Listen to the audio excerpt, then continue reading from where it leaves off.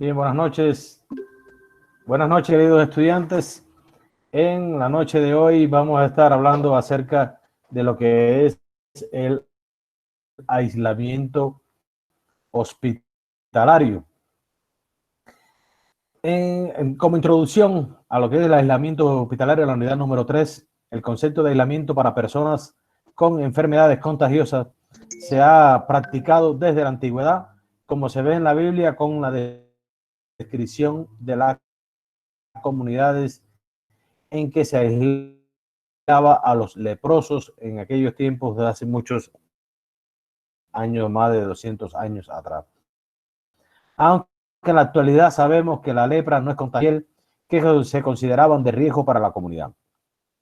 Los hospitales inician un proceso sencillo de aislamiento individual o grupal para las enfermedades transmisibles desde el año 1889. Y hacia el cambio del siglo, los hospitales generales utilizaban aislamientos con los pacientes de enfermedades transmisibles usando cuartos individuales con utensilios separados y desinfectantes. En los comienzos del siglo XX, Charles Chaplin del Providence City Hospital utilizó habitaciones individuales para el aislamiento del paciente con enfermedades transmisibles. No solamente ustedes han visto de estos tipos de enfermedades, el virus del COVID-19, como está estando al mundo entero completamente, a todo el planeta, se ha tenido que llevar como primer tratamiento el aislamiento de los pacientes, aquellos que presentan algunos signos o síntomas de este virus como tal. Y el primer tratamiento que se realiza es el aislamiento. Ahora, aislamiento es la separación de un individuo que padece una enfermedad transmisible del resto de las personas, exceptuando los trabajadores sanitarios. Claro, las enfermeras son los únicos que no se aíslan como tal. ¿Por qué? Porque son los que van a darle la atención inmediata a estos pacientes. Los diferentes tipos de aislamiento se utilizan como medidas para evitar la transmisión de las enfermedades infecciosas e infectos contagiosos como tal. La finalidad de estos aislamientos es, y muy importante esto, la finalidad. Recuerden siempre en todo lo que yo vaya diciéndole a ustedes, ojo con esto, importante esto, eso puede ser objeto de examen. La finalidad de estos aislamientos va a ser la disminución del riesgo de infección para el paciente, el personal sanitario y los visitantes mediante la interrupción de la cadena de transmisión. Porque a nosotros al aislar el paciente, rompemos la cadena de transmisión inmediata. Si nos acordamos de los elementos de la cadena epidemiológica, dentro de ello está la vía de transmisión, ¿verdad? Y está la cadena de transmisión de las enfermedades como tal. Y existen varias, si se recuerdan ustedes. Y dentro de ellas, podíamos ver dentro de las vías de transmisión, podían ser por objetos animados o inanimados, la vía indirecta e indirecta también. Ahora, cuando hablamos de la vía directa, también por las vías respiratoria, o sea, cuando hablaba de respiratoria, el nasal, la genital, etcétera, etcétera, etcétera, todas las vías de aquella, nosotros estamos rompiendo la cadena. Por eso, de tal manera que nosotros lograr el aislamiento del paciente, estamos tratando de disminuir que continúe la propagación de la enfermedad. La disminución de la incidencia de infecciones nosocomiales, la prevención y control de brotes y poder prestar una alta calidad de atención como tal. Dentro de los principios básicos del aislamiento va a estar la transmisión de infección en un hospital requiere de 4 elementos básicos. Muy importante los elementos básicos que se requieren en la transmisión de una infección. Una, la fuente de infección, que puede ser endógena o exógena. Endógena cuando lo tiene el propio individuo y exógena cuando lo traemos de hacia afuera, ¿verdad? Del exterior. Un microorganismo infectante, una vía de transmisión efectiva que va a ser a través de un vehículo animado o inanimado, puede ser el agua, el aire, etcétera. A través de un medicamento que podamos nosotros también provocar una infección, o sea, contagiar a otra persona. por medio de un vector. Los vectores, sobre todo los ratones, producen la leptospirosis y puede ser una de las causas también vía de transmisión, también que es indirecta como tal. Mediante sangre y fluido y otros fluidos corporales, como hablamos, se recuerdan ustedes cuando hablamos del VIH-Sida en aquellos tiempos. Cuando hay transferencia de microorganismos y un número cuatro, un hospedero susceptible. Cuando hablamos de los hospederos susceptibles, es aquel que no ha desarrollado inmunidad activa o pasiva frente a un microorganismo infectante como tal.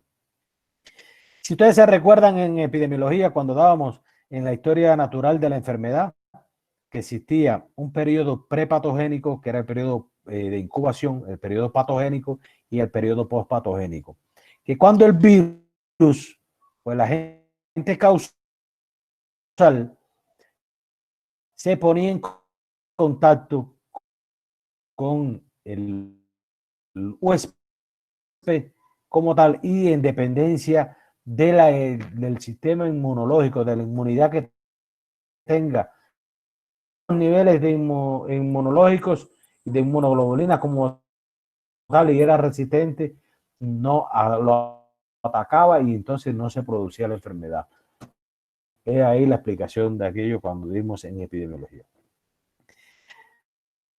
El aislamiento tiene como objetivo también muy fundamental las precauciones de aislamiento hospitalario.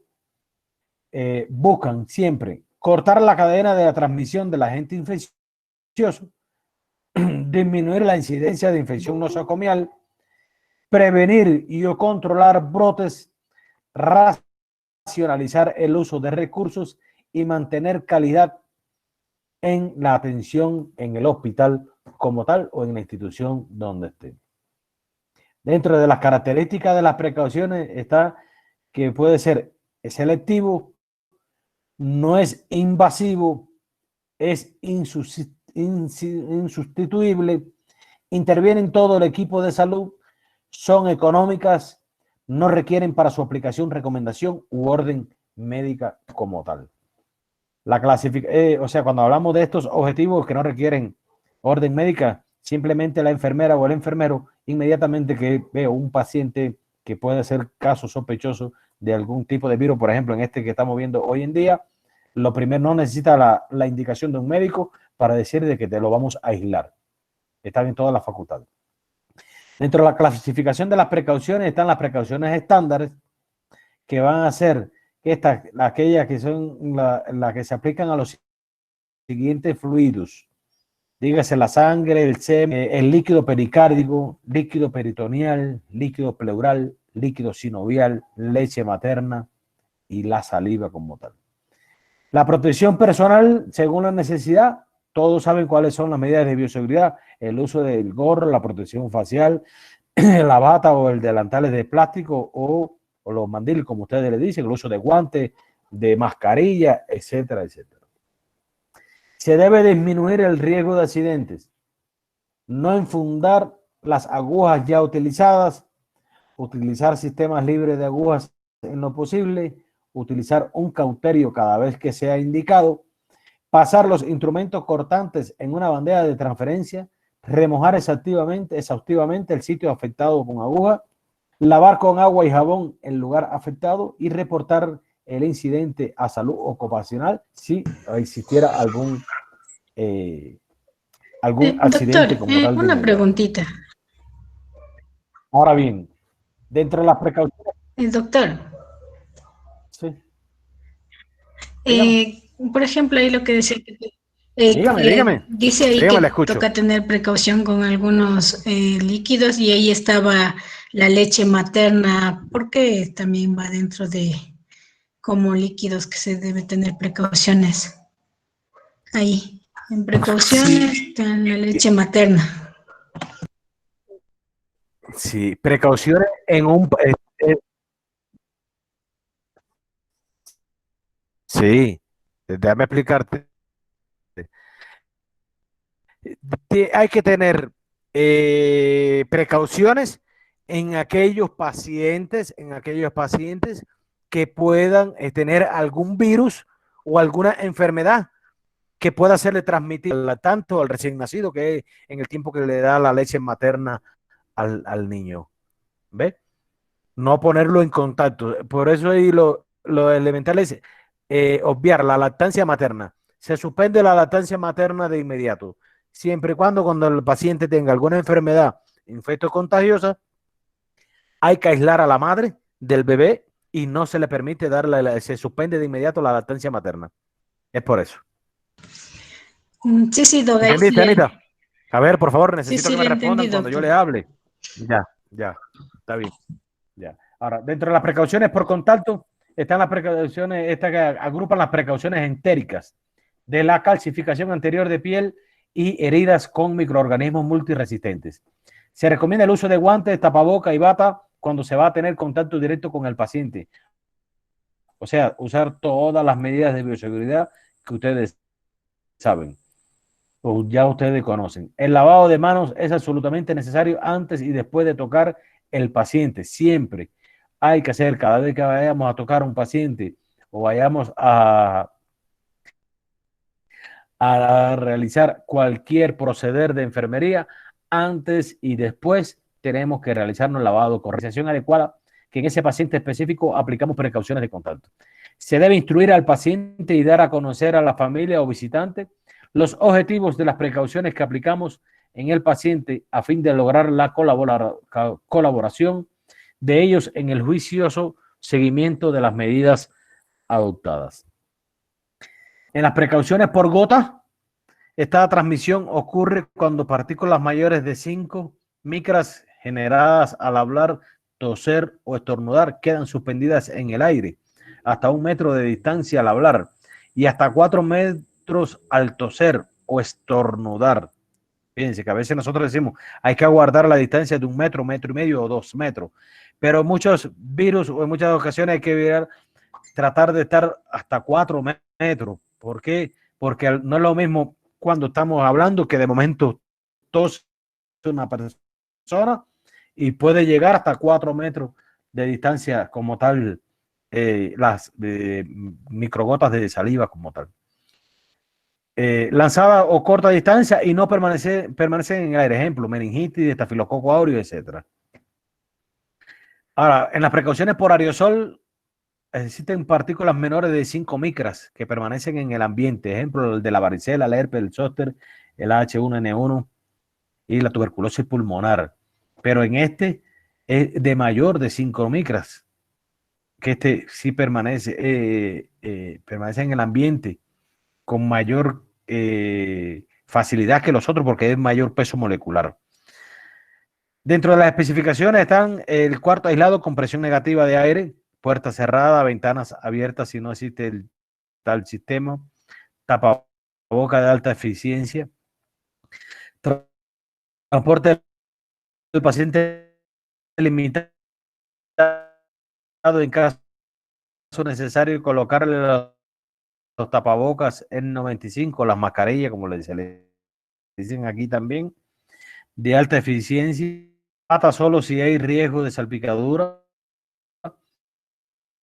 estricto lavado de manos al estar deben desinfectarse antes de. En el aislamiento puede adaptarse perfectamente al entorno de la cara, no debe usarse en atmósferas conteniendo más de 19,5% de oxígeno. ¿De acuerdo? Ahora, debe desecharse si se deforma, humedece con transpiración o se salpica con sangre u otro fluido, todo lo que son los materiales de protección de nosotros. El personal expuesto debe realizarse controles periódicos, dígase rayo X rayo X no, la prueba de Mantoux. La prueba de Mantoux es la que se realiza también para la tuberculosis. Rayo X de tórax cada 6 meses, 12 meses, según estimación del riesgo. Eso es cuando son aquellos pacientes que están, aquellos trabajadores de la salud que están expuestos a pacientes, sobre todo de la tuberculosis, la meningitis y la meningoencefalitis bacteriana o estreptocócica como tal. Dentro de los usos de elementos de protección personal, están los elementos de protección personal, siempre van a ser un complemento indispensable de los métodos de control de riesgo para proteger siempre al anestesiólogo, dígase al anestesiólogo, al médico, a la enfermera o además todo el personal como tal, colocando barreras en las puertas para evitar la transmisión de infecciones como tal.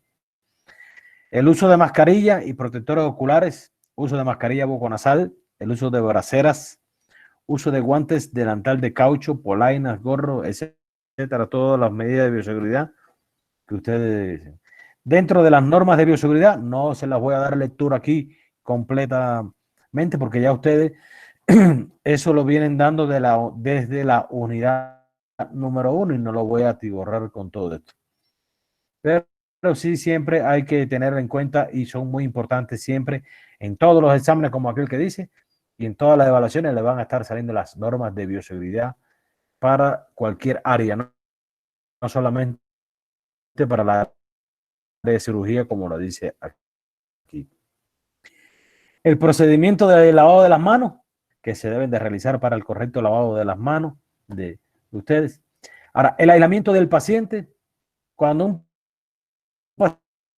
paciente, esto es un ejemplo típico, un ejemplo, puede tener infección en el hospital como tal, dependiendo del tipo de infección. Ahora bien, existen protocolos de aislamiento. Para el coronavirus existe uno, para la tuberculosis existe otro, para la fiebre amarilla, para el dengue, para el chikungunya, para el zika, cada uno tiene sus protocolos como tal para la fiebre porciosa.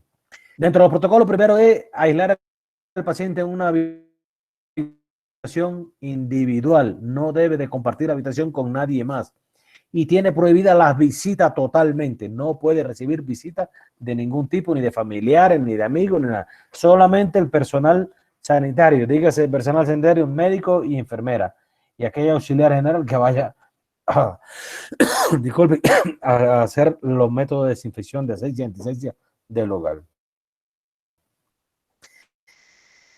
El virus puede vivir en el aire diferentes tiempos, 5 minutos, 2 horas, 3 horas, 5 horas, 7 horas, en dependencia del virus que sea. Y siempre la enfermedad como tal, independencia de los signos y síntomas que puedan o complicaciones de agravamiento que tenga el paciente, se mantiene en una sala de cuidados normales o una sala de cuidados especiales o intensivos como tal, que requieran de otras atenciones más especializadas. Siempre el personal debe usar todas las medidas de bioseguridad que ustedes saben, de guantes especiales, la mascarilla, gorro, de todo lo que ustedes saben que tienen que usar. Hasta ahí, chicos, era la primera conferencia que quería compartir con ustedes. Si tienen alguna duda en cuanto a la clase del día de hoy, darle las gracias a todos y vamos posteriormente a darle a conocer la próxima clase que vamos a tener y cómo van a ser las tareas que vamos a estar presentando con ustedes en el transcurso de este bimestre. Nosotros, déjeme dejarle de presentar. Nosotros, el programa de estudio por el PEA y vamos a estar haciendo una presentación grupal para la próxima, que vamos a ver de qué manera vamos a nosotros a ponernos de acuerdo para lograr hacer y que sea acorde con todo esto, sobre los principios generales del aislamiento.